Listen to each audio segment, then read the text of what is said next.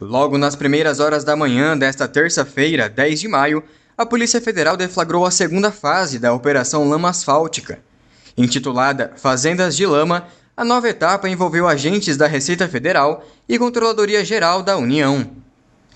Um dos alvos dos 28 mandados de busca e apreensão foi o ex-governador André Putinelli. O envolvimento dele nos fatos apurados vai ser investigado a partir do que foi apreendido. A comprovação desse envolvimento ou não vai depender da análise documental, e os documentos ainda nem chegaram, são equipes que ainda nem retornaram, ou se retornaram agora muito pouco antes da coletiva, e vão demandar uma análise mais específica. Com atenção não só a ele, mas a todos os alvos. Questionado por jornalistas sobre a prisão do ex-deputado federal e ex-secretário estadual de obras Edson Giroto e do empresário João Amorim, proprietário da Protec Construções, o delegado detalhou mandados cumpridos contra os investigados. O senhor Putinelli é só mandado de busca e apreensão. Os outros três, o senhor Giroto, a esposa dele e o senhor João Amorim são mandados de prisão temporária. Todos têm até o momento comprovado o suficiente para ter uma medida forte dessas, um envolvimento nessa organização criminosa, que vai ser melhor avaliado agora com essas novas evidências apreendidas. Obviamente a prisão temporária ela dura 5 dias e dependendo do que for apreendido, dependendo do que tiver nos interrogatórios, dependendo das análises, pode ser pedido uma prorrogação da temporária ou pode ser pedido inclusive uma preventiva, ou simplesmente daqui a 5 dias eles saírem. Então, na verdade, essa nova fase ela é importantíssima para a gente definir mais fortemente o envolvimento de cada um nessa organização criminosa. A Justiça já determinou o bloqueio de mais de 43 milhões de reais em bens. O valor bloqueado de R$ 43.169.512,76. Quer dizer, um valor bem específico, né? E são 24 pessoas abrangidas por esse bloqueio. E como a responsabilidade dessas 24 pessoas é solidária, a decisão judicial determinou que fosse por pessoa, só que até atingir o montante. Então, ou seja, se determinada pessoa já chegar nesse montante, os demais estariam liberados, né? Então, apesar da decisão estar dizendo por pessoa, existe esse valor, né? E poderia-se pegar, dividir isso aqui por 24, vai dar aqui 2 milhões para cada um, né? Seria, mas não é assim que acontece. Você perguntou o que foi bloqueado? Imóvel rural, imóvel urbano, dinheiro em conta bancária, veículos, né? 2 aviões, os aviões já foram bloqueados pela ANAC, né? Então, somando tudo, chegando a esse valor. Ao final, o delegado da Polícia Federal deu mais detalhes da operação. A partir de agora a gente vai receber a documentação e formar uma força-tarefa, nós, a Controladoria Geral da União e a Receita Federal, para analisar com maior celeridade possível essa documentação, com vistas a verificar se existe a necessidade de pedir outras medidas, novas medidas, algum tipo se existe a necessidade de repente de um pedido de prisão temporária, ou de uma prorrogação, de um pedido de prisão preventiva, ou de uma prorrogação de uma prisão temporária.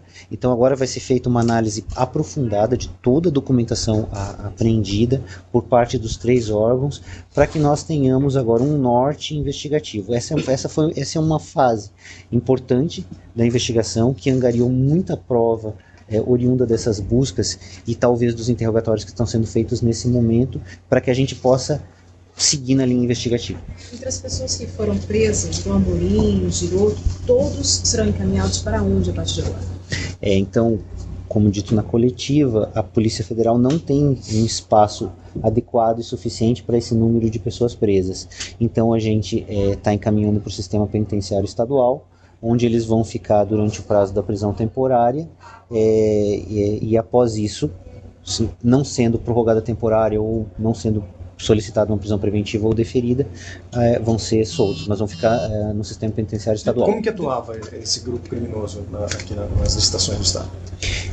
Era, em especial, com licitações com cláusulas restritivas à competitividade da licitação, e após a licitação, né, esse grupo, quem ganhava era sempre o grupo que interessava a essa organização criminosa.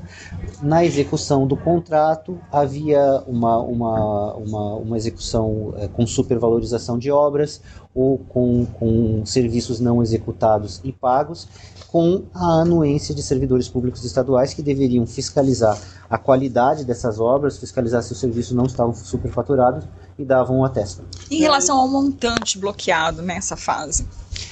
Como dito anteriormente na coletiva também, são 43 milhões, praticamente, né, é um número quebrado, mas são 43 milhões por cada investigado, né, para cada investigado. Então, cada uma dessas pessoas vai ter 43 milhões de patrimônio bloqueado. O patrimônio que excede a isso não vai ser bloqueado. Dos 15 presos, eu queria que o senhor destacasse quem está nessa lista, quem são as pessoas presas, fora os que a gente já citou, o Giroto, a esposa, João Amorim, a Elza, secretária do Giroto. Quem são essas pessoas? Em relação à lavagem de dinheiro, o que mais chamou a atenção da polícia? Temos alguns familiares dessas pessoas presos, também temos alguns funcionários da GESUL, que também já estavam na primeira fase e são de conhecimento geral, que também foram presos temporariamente.